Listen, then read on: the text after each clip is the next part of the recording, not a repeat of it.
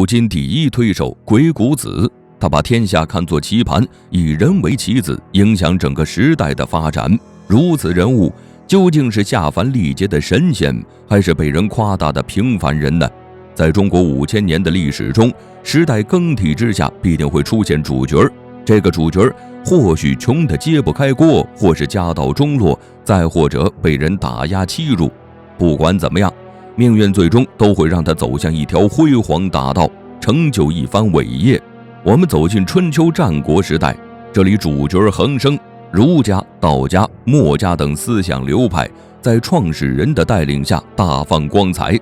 他们之间相互交流较量，形成百家争鸣的盛况局面。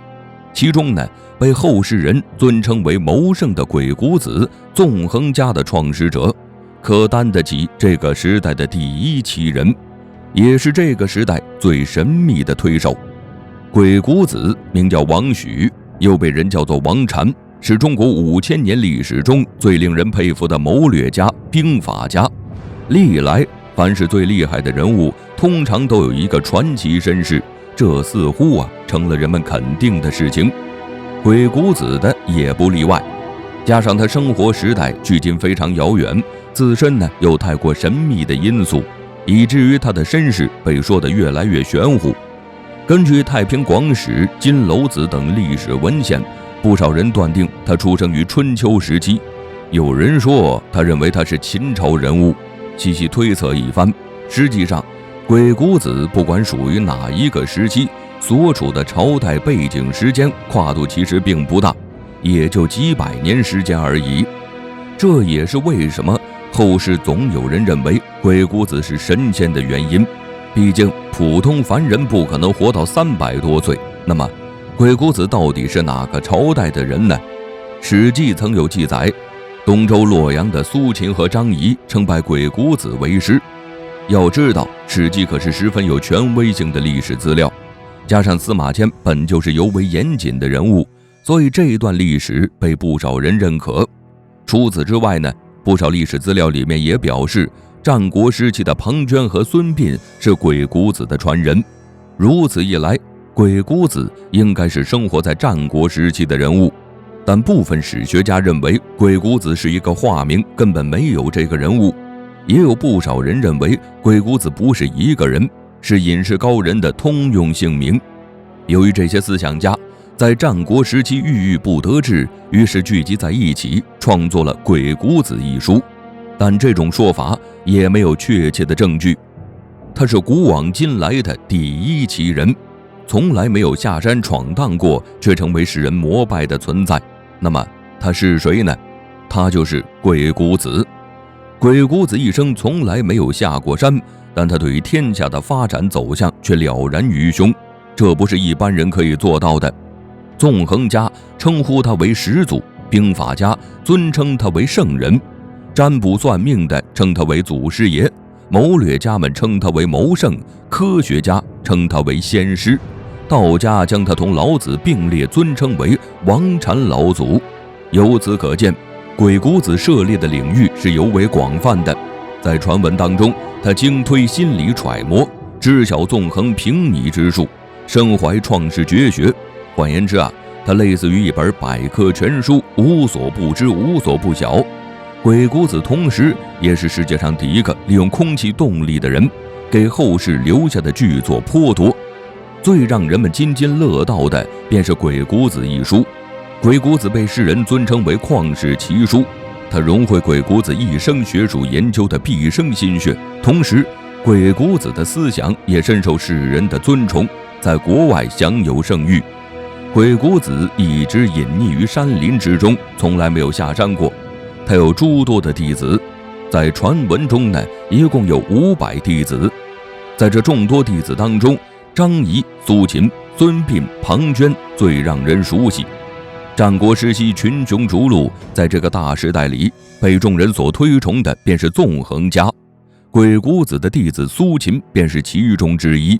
他早年间拜在鬼谷子门下，学习纵横之术，出师之后走上了一条拯救天下的大道。随后他开始游说列国，提出了合纵6国之术，也就是六国联合起来抵抗秦朝的策略。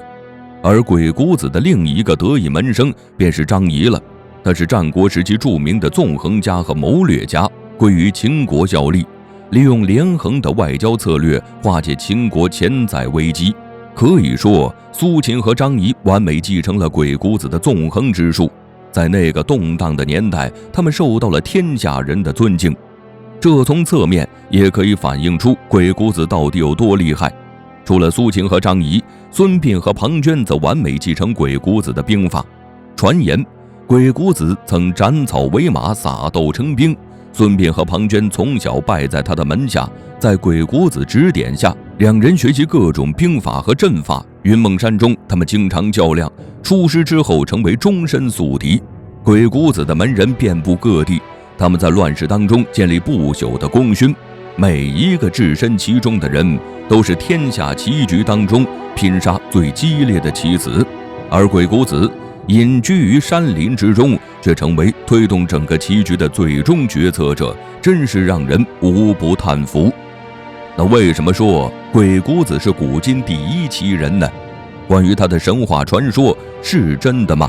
关于鬼谷子的神话传说有很多，其中最为出名的是鬼谷井和天书。所谓的鬼谷井，讲的是鬼谷子晚年时期归隐在云梦山中，他一方面收徒讲学，将自己的思想传承下去，另一方面也是为了孝敬自己的母亲。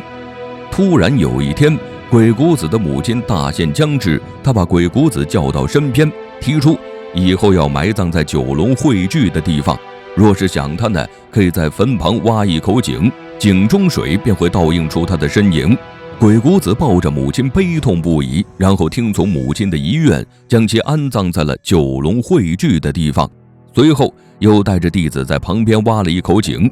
等鬼谷子想念母亲的时候，前往井旁，果然看到了他母亲的身影。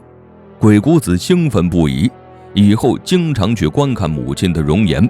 早上看他母亲芳华年少，晚上看他母亲鬓角霜白。也就是在日日观看当中，鬼谷子发现了这口井的奥秘。什么奥秘呢？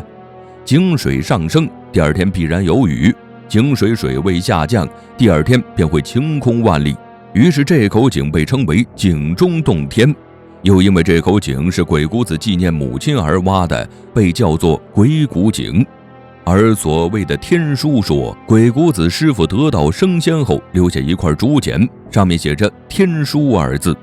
鬼谷子打开之后，却发现上面空无一字，加上心中为师傅离去悲痛不已，也就将天书抛在脑后。直到有一天，他在夜晚点燃火把，打开天书，竹简上竟然显现文字，还围绕着鬼谷子飞行。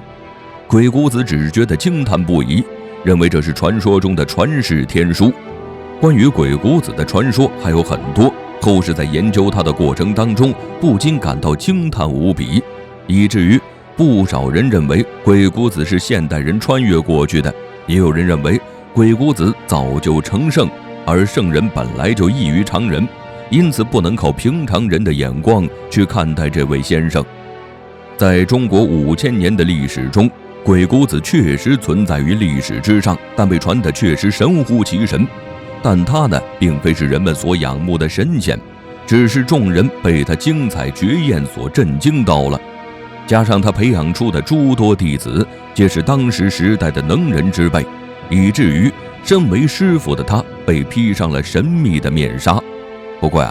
按照鬼谷子的思想和学术从古流传至今，影响着后世一代又一代的华夏人。他的惊艳才学让世界都不由惊叹，当之无愧是古今最神秘的时代推手，也担得起第一奇人的赞誉。